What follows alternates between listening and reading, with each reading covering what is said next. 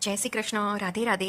અત્યારે શ્રાદ્ધ પક્ષ ચાલે છે તો બધાના ઘરે દૂધપાક તો બનતો જ હશે, પણ આજે હું તમને એક નવી ટ્રીક સાથે મિનિટોમાં દૂધપાક જલ્દી કેવી રીતે બની જાય એ બતાવીશ. તો એના માટે એક મુઠ્ઠી જેટલા ચોખા લઈ લેવાના છે. મેં અત્યારે બાસમતી ચોખા લીધેલા છે. એને આપણે પાણીથી બરાબર સાફ કરી લેવાના છે. 1 થી 2 વખત પાણી નાખીને આવી રીતે ચોખાને સાફ કરી લેવાના છે. અને પછી ગરમ દૂધમાં આ ચોખાને આપણે અડધો કલાક માટે મૂકી રાખવાના છે.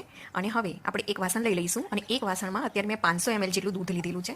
તમે તમારી રિક્વાયરમેન્ટ પ્રમાણે દૂધ લઈ શકો છો, પણ આ માપ પછી તમે વધારે કે ઓછું કરી લેવાનું છે. તો હવે આપણે ઇન્ડક્શનને મિલ્ક ઉપર સેટ કરી દઈશું અને દૂધને ગરમ કરવા માટે મૂકી દઈશું. હવે આપણે દૂધમાં નાખવા માટેના જે ડ્રાયફ્રૂટ છે એ કાપી લઈશું. બધા પિસ્તા છે, બાદામ છે અને ચારોળી છે.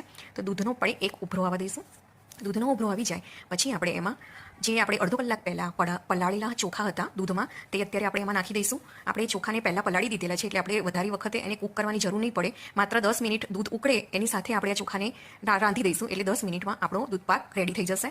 આપણે ચોખા એટલા માટે જ પહેલાં પલાળી રાખ્યા હતા. હવે આપણે બધું ડ્રાયફ્રૂટ્સ પણ નાખી દઈશું. ડ્રાયફ્રૂટ્સ આપણે પહેલાં નાખી દેવાથી બધું દૂધ એમાં સરસ રીતે એબ્ઝોર્બ થઈ જાય છે.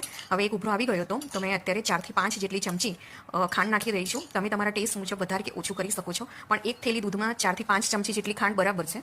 ઓછી પણ નહીં લાગે, વધારે પણ નહીં લાગે. તો આ રીતે સતત 7 થી 8 મિનિટ માટે તમારે ઉભરો લાવી દેવાનો છે. દૂધમાં આવી રીતે 1-2 ઉભરા લાવી દેવાના છે. અને દૂધ ઉભરાઈ ના જાય એના માટે આપણે ચમચો અંદર ઊંધો આવી રીતે રાખવાનો છે. હવે આપણે દૂધપાકને ઘટ્ટ કરવા માટે આપણે 10 થી 12 નંગ જેટલા કાજુને મેં અડધો કલાક ગરમ પાણીમાં પલાળી દીધેલા હતા અને આપણે એની પેસ્ટ બનાવી લેવાની છે. તો પેસ્ટ બનાવવા માટે સૌથી પહેલાં આપણે કાજુની આવી રીતના પેસ્ટ લઈ લેવાની છે અને થોડુંક દૂધ નાખીને પછી બધી પેસ્ટને સ્મૂથ કરી લેવાની છે. તો આ રીતે પેસ્ટ પછી આપણે ગરમ દૂધમાં નાખી દેવાની છે અને પેસ્ટ નાખ્યા પછી આપણે સતત હલાવતા રહેવાનું છે 3 થી 4 મિનિટ માટે. નહીં તો જે કાજુનો પાવડર હશે એ નીચે બેસી જશે અને લગભગ 2 થી 3 મિનિટમાં જ તમારું દૂધ એકદમ ઘટ્ટ રેડી તૈયાર થઈ જશે. આ રીતે જો તમે દૂધપાક બનાવશો તો તમારે વધારે વખત ઉકાળવાની પણ જરૂર નહીં પડે અને થોડાક જ ટાઈમમાં તમારો દૂધપાક રેડી થઈ જશે. હવે થઈ ગયો હતો તો મેં 10 મિનિટ માટે એમ જ ઇન્ડક્શન ઉપર મૂકી રાખેલો હતો. તો તમને દેખાતું હશે કે ચમચાની પાછળની બાજુ પણ કોટિંગ થયેલું દેખાય છે.